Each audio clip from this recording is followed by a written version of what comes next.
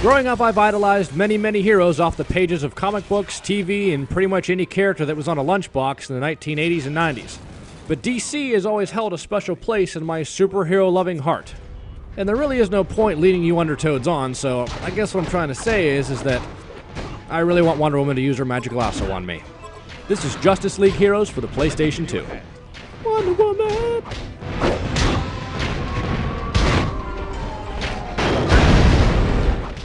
This DC-based video game features a variety of different levels, villains, player abilities, and destructible environments.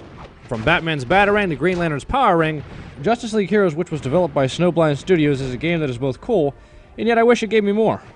My biggest letdown in this game is that it's only up to a 2-player co-op instead of 4 like you'd normally see in a game like this. When they eventually do make another DC game like this one, I have only one thing to say before they do. Make it 4 players! Okay? Good, thanks. Moving on. Although this game is pretty sick when it comes to the world of DC Comics, I felt that they needed to expand in the variety of heroes to choose from. If you call the game Justice League Heroes, would you include more heroes or less? Bottom line, they left out a lot of characters. My guess is that they called up the Justice League members of all the generations and asked their permission to be in the game, and they all denied. They probably called up Black Vulcan, and he was like, "Nah, man, I don't like Superman stealing my scene, man."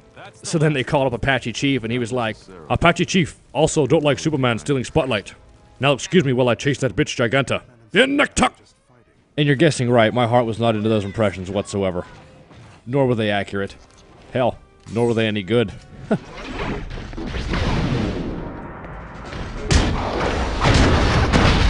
I mean, DC Comics finally made a game similar to Ultimate Alliance, which was cool, but it wasn't without its flaws.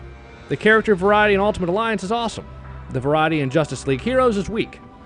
And I don't know about you, but I'm not a fan of unlocking characters as you play the game. I mean, I know the creators are trying to give you something to accomplish, but I simply hate not being able to choose whoever I want at any point.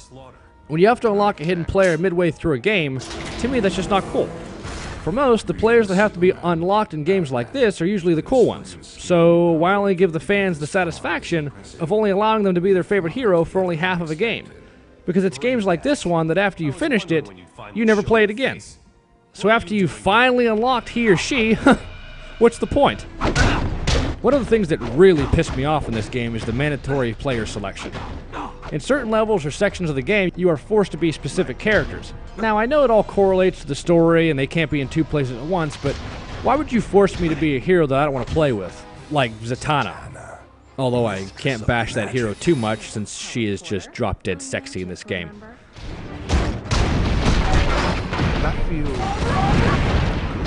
I really wish we would have seen the Toyman in this game.